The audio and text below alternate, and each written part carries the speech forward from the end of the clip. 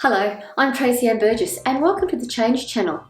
This is episode 7 in a series of 14 videos that I've created to help women who are moving through a really big life change, and also for women who want to change but aren't quite sure how or where to start. In this episode, What Are My Personal Truths?, you will learn to identify your personal truths and how you can use them as guidelines and signposts to help you keep on track with who you are and what you want in your life. Let's get into it.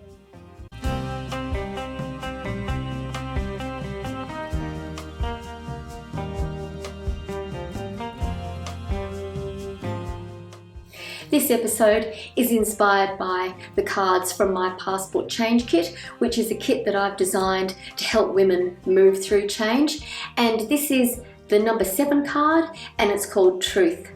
The technique that we're going to use to identify your personal truths is going to be so fun. We're going to make a mini personal manifesto. Don't get too overwhelmed by it. I'll make sure that it's all step by step. I'll be putting the templates in the comments and I'll be showing them on the video, and I'll be putting something as a little surprise ending up here on the board later on. You're gonna love it. I love this card. It's so good and it's super powerful. Creating a personal manifesto is just a really great way to pull all your personal truths together in one place, and so that you can always kind of refer back to them when you're needing some guidelines or some signposts in your life, particularly when you're making decisions, you're at a crossroad, you're in a period of self-reflection, you have a big life change happen, whatever it is, and you need to kind of go back to your core and really have that information there and have that self-knowledge there that you can use to make decisions that will shape your life in alignment with who you are and what you want. For this exercise, your personal truths consist of your personal core values, your life principles, your positive self-beliefs, and also your motivators, whatever motivates you in your life. By keeping your life in alignment with who you are and what's really important to you, it can help you from slipping off track or kind of like going down a path that you really don't want. Accepting an opportunity that's not right for you, going into a relationship that's not going to work for you. It's also a really fun thing the way we're going to do it, and you'll find that you can just kind of like at a glance get a kind of a snapshot of your priorities and what's really important to you. It's such a self-affirming exercise. It's just great. You're going to love it. So the way we're going to create this personal manifesto is we're going to create a mini poster of your own personal manifesto. I have a template, I've done mine, so you'll be able to have a look at that and you can fill it in yourself. I'll show you as we go along. First things first, write down your top 5 choices from the following lists. We'll be using these lists to fill in the template for your personal manifesto. I'll pop this template in the comments. Let's start with your personal core values. Your personal core values are things that hold deep meaning for you, and you'll find if you live according to your values, you'll have a deeper sense of fulfillment in your life. Everyone's core values are different, so go ahead and choose your top 5. You might have more than 5, and which is fine, you can have as many as you like, but for this exercise, we're just going to use 5. The next thing we'll do is write down 5 positive self-beliefs. Positive self-beliefs are things that you believe about yourself, that's self-affirming, and to help you connect with aspects of yourself that you really love or appreciate. The third thing we're going to write down are your life principles. Life principles are like overarching beliefs that you live by, and they can help you keep a healthy mindset and support you in decision making. And the final thing are your motivators. Motivators are key things that motivate you in your life, things that make you spring out of bed, and you could also refer to them as your drivers, things that you feel driven to do or achieve that makes you feel really good. Okay, now that you've got your list, let's go ahead and create your personal manifesto.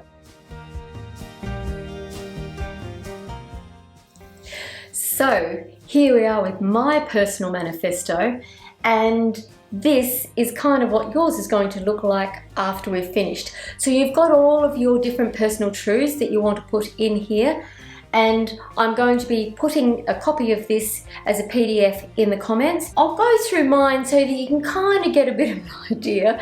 Obviously, everyone's manifesto is going to be completely different, right? So I'll read it out to you and we'll just kind of like see where it takes us. I've written, as an adventurous person, my life must be filled with many diving boards so I can jump off into the great unknown. So you can be changing this. You might not be an adventurous person. You might be a creative person. You might be a non-adventurous person.